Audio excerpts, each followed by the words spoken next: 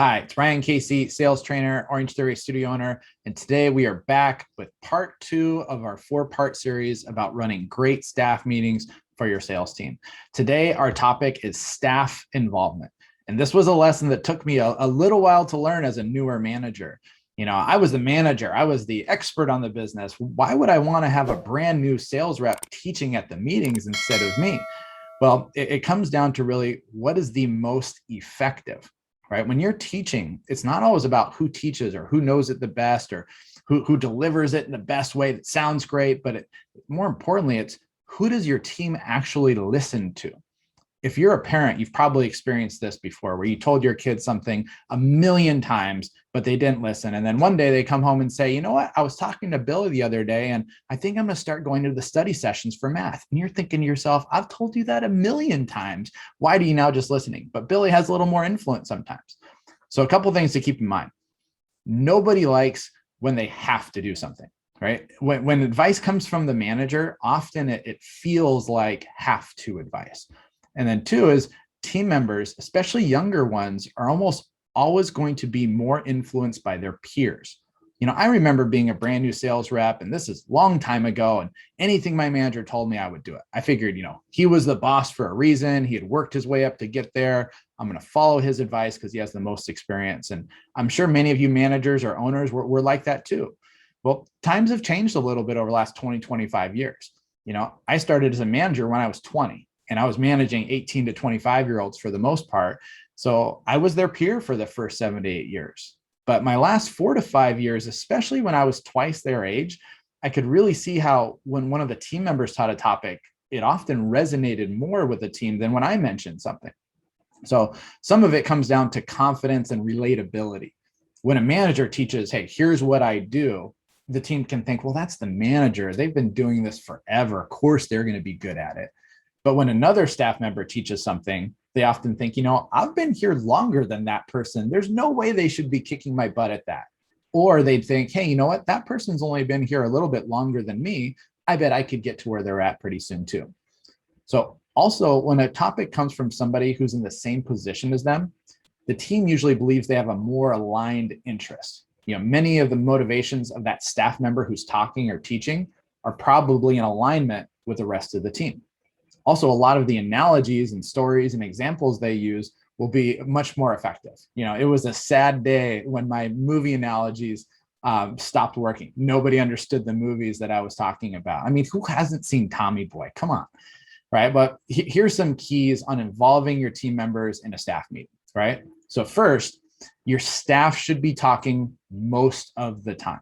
Nobody wants to show up to a meeting to hear you talk the entire time. I've been there before on both sides of it, right?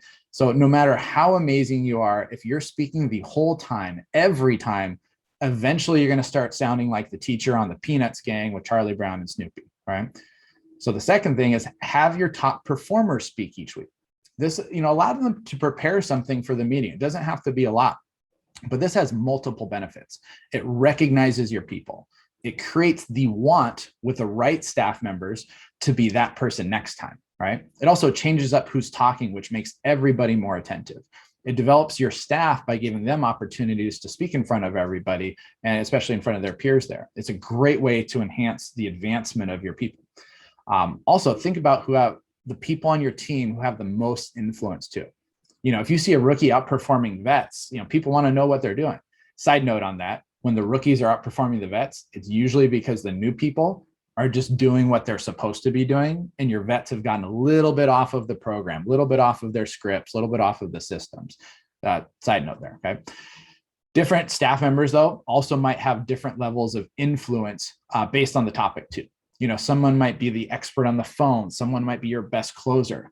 Maybe one of them just has better relationship with the rest of the team. Everybody loves them. So you might give them a topic like a policy change that people aren't going to be super excited about. Because if they see that person's on board, then it'll be a little bit easier to follow than if it comes from the top down. And that would require a little bit of talking to that person before, saying, hey, I know people aren't going to be super stoked on this, but we have to do this. Here's why. Do you think you could help me deliver it at the meeting? Right?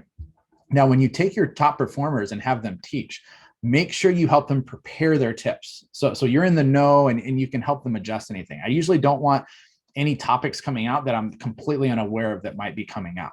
Also make sure their tips are just accurate. Sometimes they don't even know why they're doing well. You might say something like, well, I closed a lot of sales because I was wearing my lucky shoes every single day and I didn't wash my socks. It doesn't work, right? So the last and the third tip, have a personal development topic for the week. And one of the things that I always like to cover in staff meetings weren't just sales topics, but areas of personal development, right? And things like time management, general success tips, goal setting, communication skills, relationship building and networking. I wanted to make sure that I wasn't just creating good workers, but I was developing my team as people. This is something that will go a long way in retaining your staff just because they don't get that type of training at a lot of other places. And those personal development topics are great topics to have your staff members deliver. Because one, it forces them to go research and learn a little about it or read a book and share it. And also the best way to learn is to teach. So the person that usually benefits the most was that staff member who delivers the topic. All right. And don't forget, your staff meeting doesn't really need and really shouldn't be just one person talking for each topic. It shouldn't just this person talks, now this person talks. Some great things to have are just open discussions and how can we improve this area? Different activities where they're doing something. Role playing is a great one where everybody gets involved. All of those are really easy to get everybody participating in the meetings each week. So make a plan to really involve your staff during the meetings instead of you as the manager or owner just delivering 100% of the meeting each time. This will liven them up. It'll get your team more engaged and it'll make your meetings more effective. So that's it for today. I'd love to hear in the comment section any things that you do to involve your team in the meetings, and we'll talk to you soon. Thanks for watching. If you enjoyed this video, hit that subscribe button, the like button, and be sure to share it with anybody who you think this might help.